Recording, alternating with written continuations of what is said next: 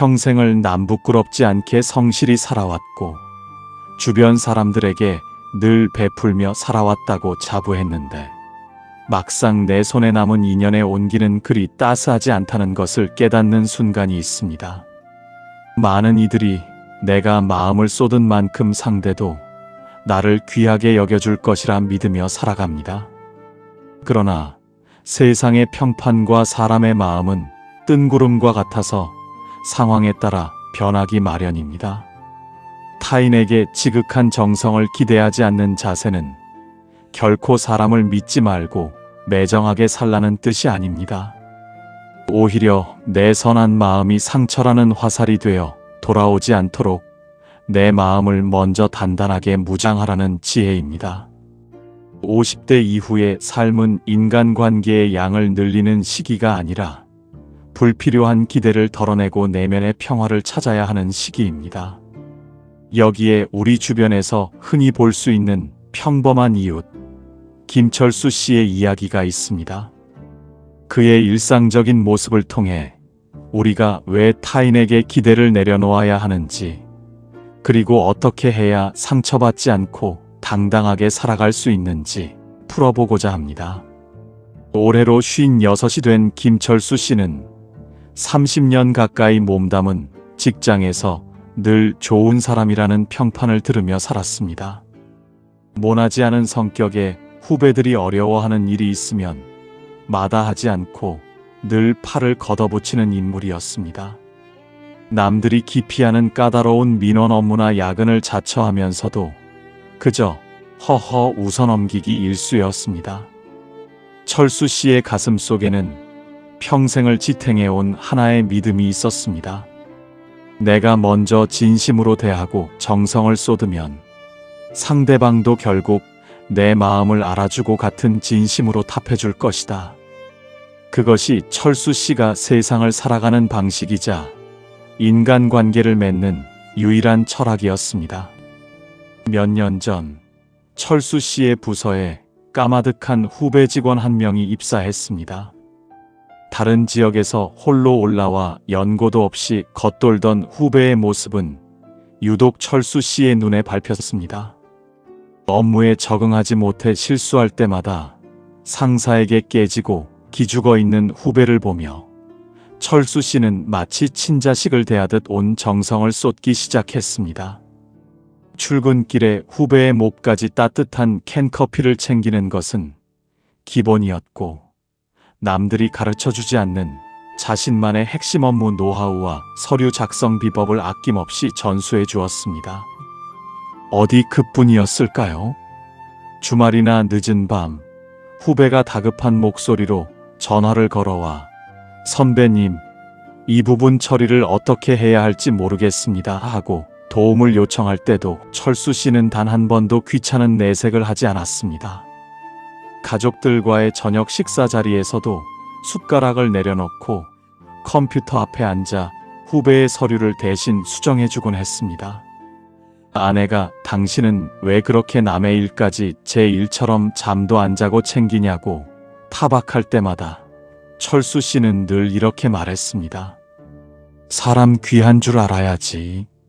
내가 이렇게 진심으로 챙겨주면 저 친구도 나를 의지하고 따르지 않겠어? 나중에 내가 퇴직하더라도 평생 좋은 인연으로 남을 친구야. 시간이 흘러 후배는 철수 씨의 든든한 울타리 안에서 업무를 완벽히 익혔고 차츰 능력을 인정받으며 부서의 핵심 인재로 자리를 잡아가기 시작했습니다. 철수 씨는 제 일처럼 기뻤습니다.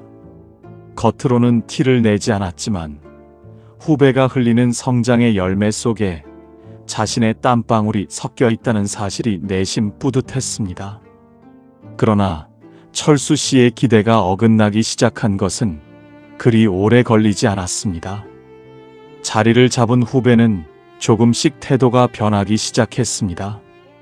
언제부턴가 아침 출근길에 인사를 건네는 목소리에서 예전의 깍듯함이 사라졌고, 철수 씨가 업무에 대해 조언을 건네려 하면 아, 선배님, 그건 옛날 방식이고요. 요즘은 그렇게 안 합니다. 라며 말을 자르기 일쑤였습니다. 철수 씨는 순간 가슴이 쿵 내려앉았지만 내가 나이가 들어서 자격지심이 생겼나 보다 하며 스스로 마음을 달랬습니다. 진짜 비극은 회사에서 주관하는 대규모 신사업 프로젝트 과정에서 터졌습니다. 철수 씨는 몇 달 동안 밤잠을 설쳐가며 구상한 기획안을 후배에게 보여주며 조언을 구했습니다. 자네가 보기엔 어떤가? 부족한 부분이 있으면 함께 보완해서 올려보세. 후배는 기획안을 꼼꼼히 살피더니 눈빛을 반짝였습니다. 정말 훌륭한 아이디어입니다, 선배님. 제가 컴퓨터 작업으로 깔끔하게 다듬어서 부장님께 보고서로 제출하겠습니다. 철수 씨는 후배의 말을 전적으로 믿고 모든 자료를 넘겨주었습니다. 며칠 뒤 부서 전체 회의가 열렸습니다. 큰 성과를 낸 프로젝트의 프리젠테이션 담당자로 후배가 단상에 올랐습니다. 화면에 띄워진 자료를 보는 순간 철수 씨는 숨이 막혔습니다. 그것은 자신이 밤을 새워가며 짜낸 핵심 아이디어와 전략이 그대로 담긴 기획안이었습니다. 그러나 후배의 입에서는 철수 씨라는 이름이 단 한 번도 나오지 않았습니다. 후배는 모든 것을 자신이 기획하고 밤낮으로 연구해 만들어낸 성과인 양 호기롭게 발표를 이어갔고 회의실 안은 상사들의 극찬과 박수 소리로 가득 찼습니다. 발표가 끝난 후 후배는 자리에 돌아와 철수 씨의 시선을 교묘하게 피했습니다. 철수 씨는 그 자리에 얼어붙은 채 아무런 말도 할 수 없었습니다. 그날 이후 철수 씨는 밤잠을 이루지 못할 정도로 깊은 배신감과 허탈함에 시달렸습니다. 가슴 한가운데에 커다란 돌덩이가 얹힌 것처럼 숨이 가빠왔고 밥을 먹어도 소화가 되지 않아 며칠 사이에 얼굴이 눈에 띄게 수척해졌습니다. 내가 저에게 어떻게 했는데, 자식처럼 생각하고 다 내어주었는데 사람이 어떻게 저럴 수가 있나 하는 원망이 머릿속을 떠나지 않았습니다. 출근하는 발걸음은 도살장에 끌려가는 것처럼 무거웠고 회사에서 후배의 얼굴을 마주할 때마다 심장이 터질 것처럼 뛰어 정상적인 업무를 수행하기조차 힘들었습니다.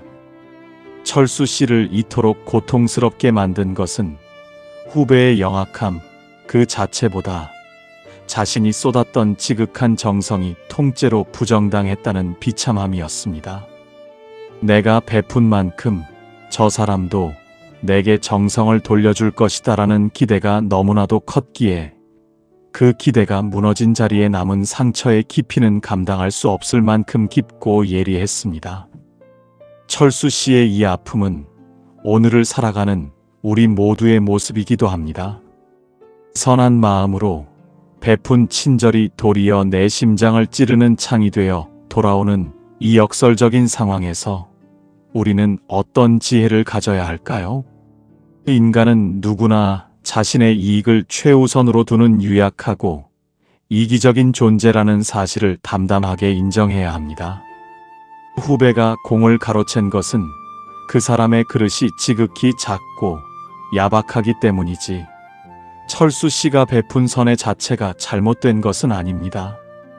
우리가 인간관계에서 상처를 받는 근본적인 이유는 상대방의 행동 때문이 아니라 내 마음속에 남몰래 심어둔 보답의 기대감 때문입니다. 애초에 대가를 바라지 않고 물 흐르듯 담담하게 건네고 잊어버리는 친절이었다면 마음이 이토록 처참하게 무너지지는 않았을 것입니다. 이제는 그 서운한 인연으로부터 마음의 시선을 완전히 거두어야 합니다. 타인의 행동을 내 뜻대로 바꿀 수 없음을 받아들이고 오직 내 내면의 가치와 평온을 다스리는 데 집중해야 합니다.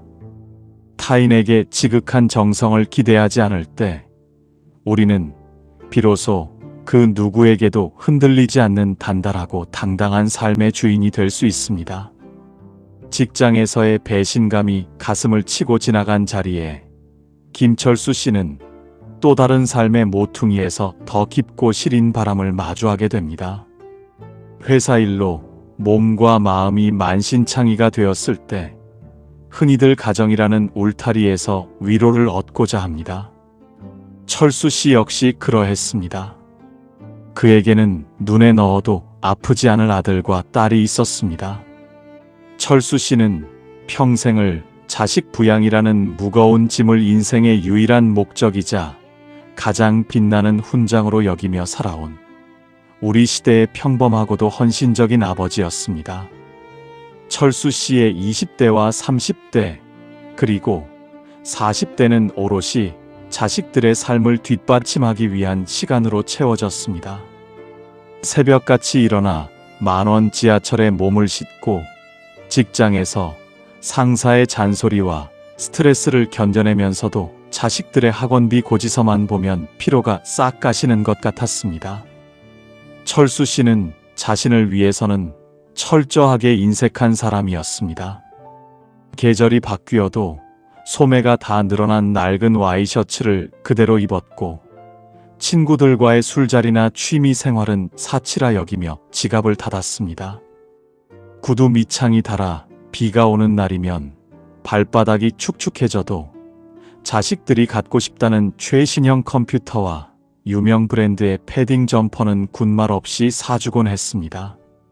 세월이 흘러 자식들이 대학에 갈 때도 남들은 은퇴 자금을 준비해야 한다고 만류했지만 철수 씨는 망설임 없이 지갑을 열었습니다. 부모가 되어서 자식 앞길은 열어줘야지. 내가 조금 더 고생하면 된다는 것이 그의 변함없는 신념이었습니다. 자식들이 장성하여 결혼을 앞두었을 때는 평생 부은 적금과 살고 있는 아파트의 담보대출까지 받아가며 결혼 자금과 전세 자금을 보태주었습니다. 내 집 평수를 줄여 작은 전세방으로 옮겨가면서도 자식들이 번듯한 신혼집에서 출발하는 모습을 보며 철수 씨는 가슴이 뿌듯했습니다. 그 고단했던 세월 동안 철수 씨를 지탱해 준 것은 자식들이 가정을 이루고 살아가면서 늙어가는 자신을 극진히 모셔주고 따뜻하게 챙겨줄 것이라는 굳은 믿음이었습니다. 우리 아버지가 최고라며 엄지손가락을 치켜 세우던 어린 시절의 기억, 그리고 나중에 성공하면 아버지 호강시켜드릴게요라던 자식들의 약속을 가슴 깊이 품고 살았습니다. 그것이 청춘과 인생을 통째로 갈아넣은 자신의 삶에 대한 마땅하고도 당연한 보상이라 여겼기 때문입니다. 그러나 자식들이 결혼을 하고 품을 떠나자 기대했던 노년의 풍경은 철수 씨가 그리던 것과 전혀 다르게 흘러갔습니다. 결혼한 자식들은 제 가정을 꾸리고 살아가기에 바빠 철수 씨의 안부를 묻는 일에 소홀해지기 시작했습니다.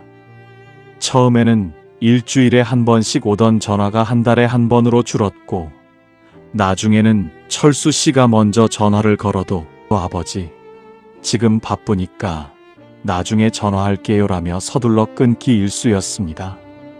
수화기 너머로 들리는 자식의 귀찮아하는 듯한 한숨 소리는 철수 씨의 가슴에 날카로운 생채기를 냈습니다. 어쩌다 명절이나 생신 때 온 가족이 모이는 날에도 분위기는 예전 같지 않았습니다. 철수 씨는 자식들과 손주들을 위해 며칠 전부터 맛있는 음식을 준비하고 기다렸지만 정작 찾아온 자식들은 거실 소파에 앉아 각자 스마트폰만 들여다보거나 피곤하다며 방에 들어가 잠을 청했습니다. 그들의 눈빛에서 우러러보는 고마움이나 애틋함보다는 자식으로서의 의무감과 피곤함이 더 짙게 읽혔습니다. 며느리와 사위의 눈치를 보며 조심스럽게 건네는 대화는 번번이 겉돌았고, 겨우 몇 시간 만에 차가 막혀서 이만 가봐야겠다며 서둘러 짐을 싸는 자식들의 뒷모습을 보며 철수 씨는 텅 빈 거실에 홀로 남겨졌습니다. 그러던 어느 날 평생 무리하며 살아온 철수 씨의 몸에 결국 탈이 나고 말았습니다. 심한 몸살과 합병증으로 홀로 응급실을 거쳐 병원에 입원하게 된 것입니다. 텅 빈 병실, 차디찬 침대에 누워 철수 씨는 다급하게 자식들에게 연락을 취했습니다. 하지만 돌아온 반응은 철수 씨의 가슴을 얼어붙게 만들었습니다. 아들은 아버지, 제가 지금 중요한 프로젝트 기간이라 도저히 휴가를 낼 수가 없어요. 죄송해요라고 말했고, 딸 역시 아이들 학원 스케줄 때문에 가보기가 힘들 것 같아요라며 미안해했습니다. 그리고 몇 시간 뒤 스마트폰 알림음과 함께 계좌로 병원비 일부가 툭 입금되었습니다. 철수 씨는 병원 천장을 바라보며 하염없이 눈물을 흘렸습니다. 내 청춘과 내 모든 인생을 바쳐 키운 자식들인데 정작 내가 늙고 병들어 가장 손길이 필요할 때 이토록 철저하게 외면당할 줄은 꿈에도 몰랐던 것입니다. 돈 몇 푼으로 자식의 도리를 다했다고 생각하는 그 태도에 말할 수 없는 서운함과 괘씸함, 그리고 인생을 잘못 살았다는 깊은 자괴감이 밀려왔습니다. 마음의 병이 깊어지니 몸의 회복도 더디기만 했습니다. 자식에 대한 서운함과 배신감으로 밤을 지새우는 부모들에게 이 삶의 역설적인 가르침은 다소 냉정하고 엄격하게 들릴지 모릅니다. 하지만 상처받지 않기 위해서는 이 준엄한 이치를 반드시 받아들여야 합니다. 자식 또한 결국은 부모의 품을 잠시 빌려 태어났을 뿐, 시간이 지나면 제 하늘을 날아가는 독립된 하나의 인간일 뿐이라는 사실입니다. 새가 자라면 당연하게 둥지를 떠나 제 살길을 찾아가듯 자식에게 과도한 정성을 쏟아붓고 그 대가로 노년의 효도나 감정을 기대하는 것은 부모 스스로 제 발목에 서운함이라는 덫을 놓는 격입니다. 자식을 키우고 헌신한 것은 그 시절 부모로서 내가 선택한 도리이자 행복이었을 뿐, 그것을 미래의 저축처럼 여기며 보답을 요구해서는 안 됩니다. 자식들의 차가운 태도와 무심함에 연연하며 마음을 갉아먹지 마십시오. 내가 너를 어떻게 키웠는데 라는 원망의 말을 가슴 밖으로 밀어내야 합니다. 이제는 자식에게 향했던 그 과도한 시선과 정성을 온전히 나 자신에게로 돌려야 할 때입니다. 내 남은 인생을 어떻게 하면 더 단단하고 지혜롭게 가꿀지 홀로 서는 연습을 해야 합니다. 내가 자식의 연락에 일희일비하지 않고 내 삶을 스스로 책임지며 당당하게 살아갈 때 자식들도 부모의 늙어감 앞에서 무거운 죄책감을 덜고 부모의 삶의 품격을 진심으로 존경하게 될 것입니다.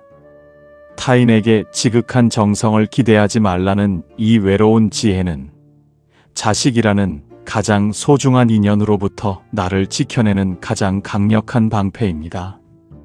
직장과 가정이라는 삶의 중심축에서 연이어 마음의 문을 닫힌 김철수 씨는 마지막으로 남아있던 마음의 도피처를 찾아 발걸음을 옮겼습니다. 그것은 학창시절부터 무려 30년이 넘는 세월 동안 기쁨과 슬픔을 함께 나누어 온 고향 친구들의 모임이었습니다. 철수 씨에게 이 친구들은 단순한 지인이 아니라 내 젊은 날의 치기와 가난을 모두 알고 있는 또 다른 형제나 다름없었습니다. 철수 씨는 친구들 사이에서 늘 꾸준히 일을 도맡아 하는 사람이었습니다. 모임의 총무를 수년간 맡으며 연락이 끊긴 동창들을 찾아내고 모임을 유지하기 위해 사비를 쓰는 것도 마다하지 않았습니다. 친구들의 집안에 상사가 나면 만사를 제쳐두고 가장 먼저 달려가 며칠 밤을 새우며 상주들의 손을 잡아주었고 굳은 청소와 손님 맞이까지 제 일처럼 도맡았습니다. 친구 중 누군가가 사업이 어려워져 급전이 필요하다고 고개를 숙일 때면 아내 몰래 적금을 깨서 흔쾌히 적지 않은 돈을 빌려주기도 했습니다. 빌려준 돈을 제때 받지 못해 속이 타들어가면서도 친구가 오죽 어려우면 그러겠냐. 사람 먼저 살려야지 하며 얄팍한 독촉 한 번 하지 않았던 철수 씨였습니다. 철수 씨는 은연중에 확신하고 있었습니다. 세상 사람들이 다 나를 등지고 변해도 이 친구들만큼은 평생 내 곁을 지켜줄 동반자다. 내가 이들에게 쏟은 정성과 의리가 있는데 설마 나를 모른 척 하겠는가. 험난한 세상에서 30년 우정이라는 단단한 밧줄을 쥐고 있다는 사실은 노년에 접어든 철수 씨에게 큰 위안이자 자부심이었습니다. 그러던 작년 말 평탄하던 철수 씨의 삶에 거센 폭풍우가 몰아쳤습니다. 동업자의 사기와 경기 침체가 맞물리면서 운영하던 작은 사업체가 한순간에 기울어버린 것입니다. 하루아침에 빚더미에 앉게 된 철수 씨는 평생 일군 재산의 대부분을 잃고 차디찬 바닥으로 추락했습니다. 당장 눈앞의 생계를 걱정해야 할 처지가 되자 늘 호기롭게 친구들의 밥값을 내고 모임 회비를 채워 넣던 철수 씨의 어깨는 눈에 띄게 작아졌습니다. 형편이 다소 어려워진 채 참석한 오랜만의 정기 모임 자리에서 철수 씨는 평생 경험해보지 못한 미묘하고도 차가운 공기를 느꼈습니다. 언제나 모임의 중심에서 이야기를 주도하던 자신이었건만 그날따라 친구들의 시선은 철수 씨를 비껴갔습니다. 철수 씨가 조심스럽게 꺼낸 이야기에는 누구도 깊게 귀를 기울이지 않았고 이내 다른 친구의 주식 대박 이야기나 강남의 아파트 평수 이야기로 화제가 전환되기 일쑤였습니다.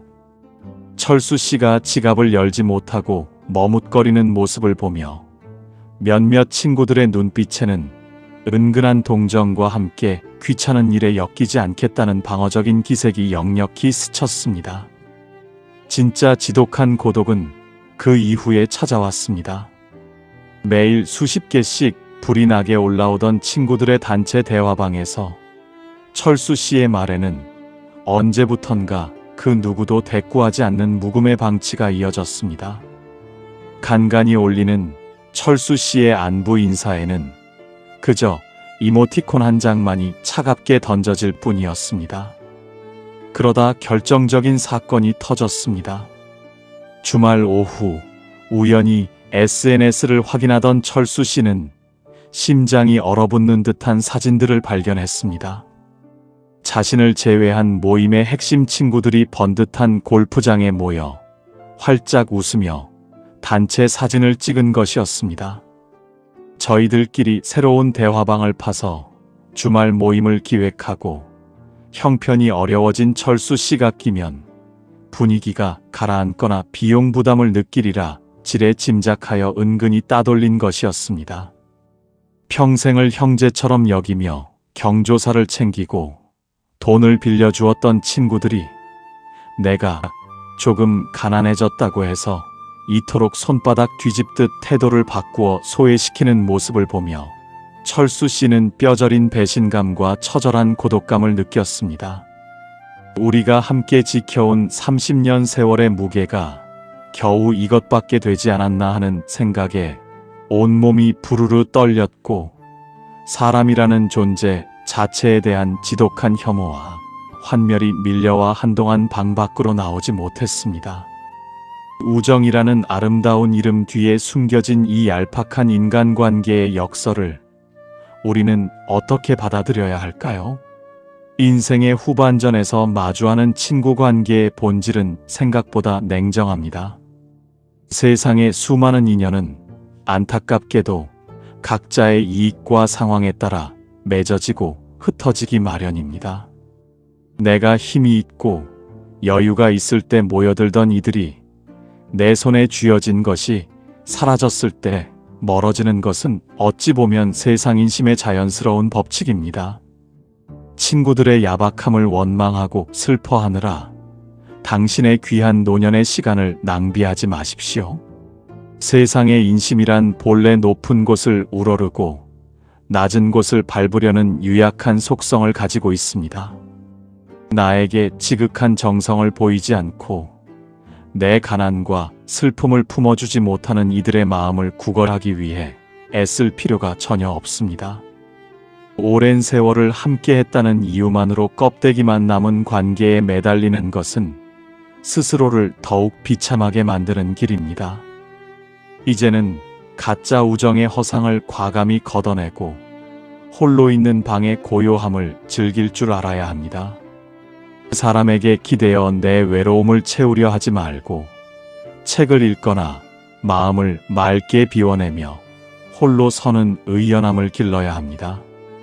타인에게 지극한 정성을 기대하지 않고 내가 내면으로 단단해질 때 우리는 세상의 평판과 인심의 침묵으로부터 완전히 자유로워진 진짜 인생을 살아가게 됩니다.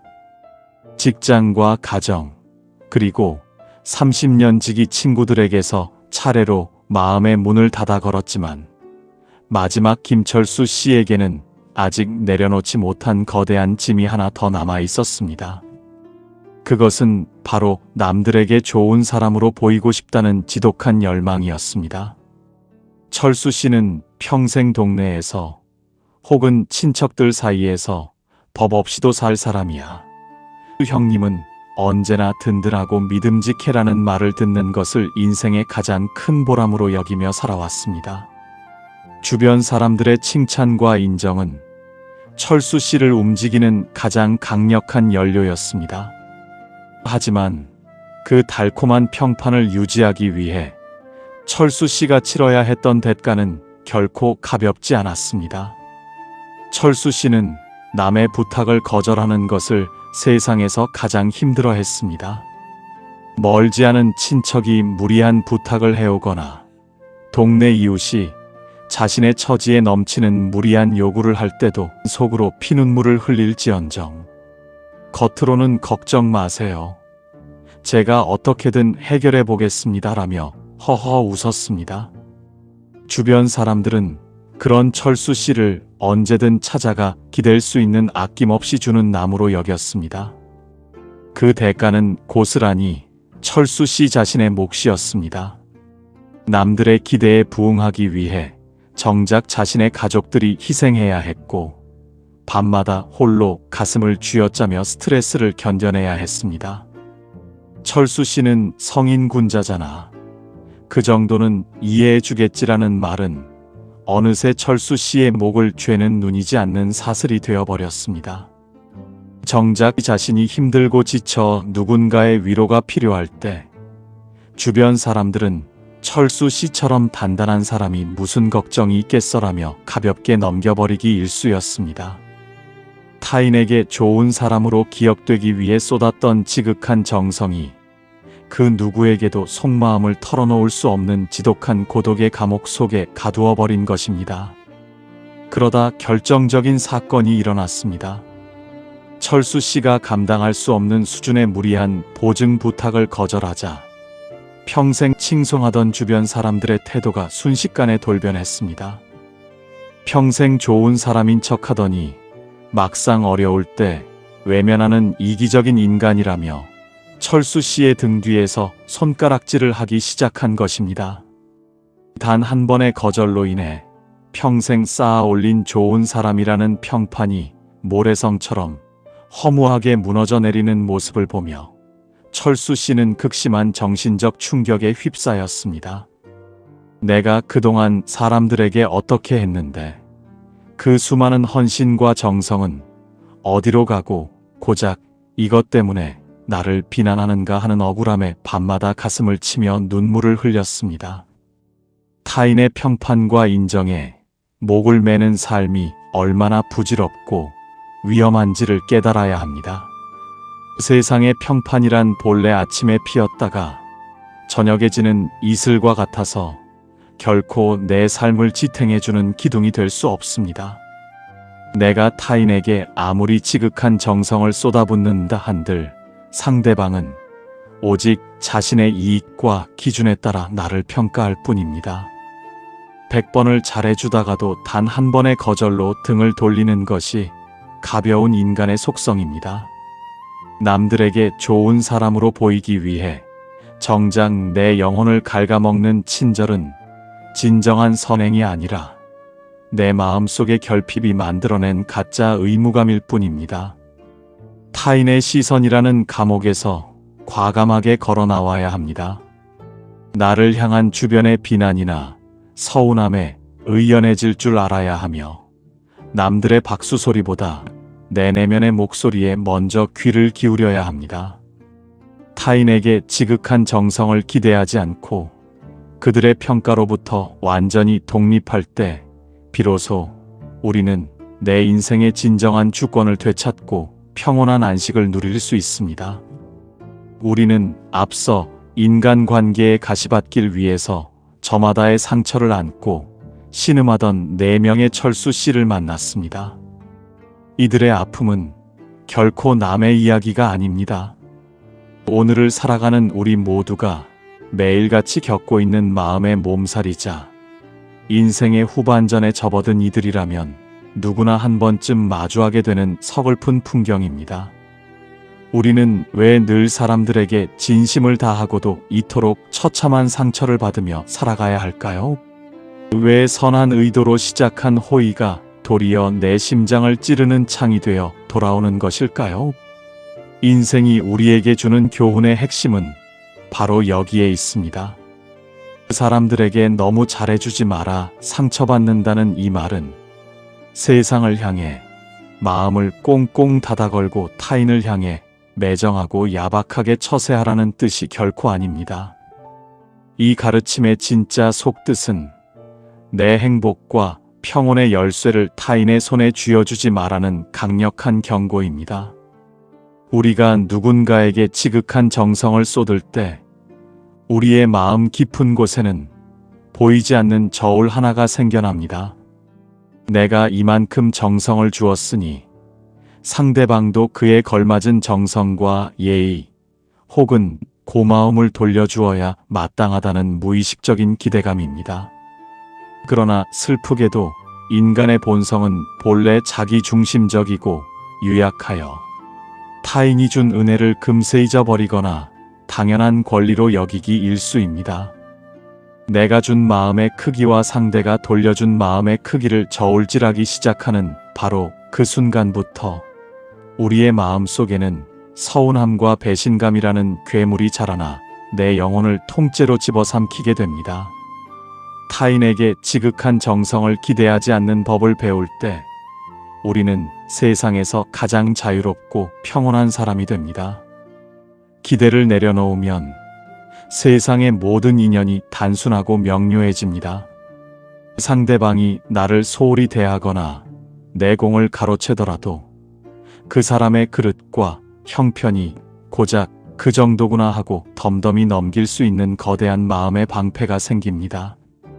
반대로 타인이 나에게 작은 호의나 친절을 베풀어 준다면 당연한 보상이 아니기에 참으로 고맙고 감사한 일이다라며 어린아이처럼 순수하게 기뻐할 수 있습니다. 기대를 버려야만 상대방의 태도에 내 삶이 일희일비하지 않는 진짜 평온의 문이 열리는 것입니다. 인생의 후반전은 인간관계의 숫자를 늘리거나 남들의 박수를 받기 위해 분주하게 뛰어다니는 시기가 아닙니다. 오롯이 내 마음의 밭을 일구고 타인이라는 거친 파도에 내 마음의 배가 흔들리지 않도록 단단한 닻을 내리는 시기입니다. 내가 타인에게 베푼 친절은 그 자리에서 흐르는 강물에 던져버리듯 깨끗이 잊어버리십시오. 그리고 그동안 남들을 돌보느라 정작 외롭고 지쳐있던 나 자신의 내면을 따뜻하게 안아주어야 합니다. 혼자 있는 방의 고요함을 두려워하지 않고 스스로 홀로 서서 삶을 지탱할 수 있을 때 누구도 함부로 범접할 수 없는 품격 있고 단단한 삶이 시작됩니다. 오늘 하루 내 가슴을 짓누르고 있던 그 서운한 인연들에 대한 기대를 가만히 내려놓아 보는 것은 어떨까요?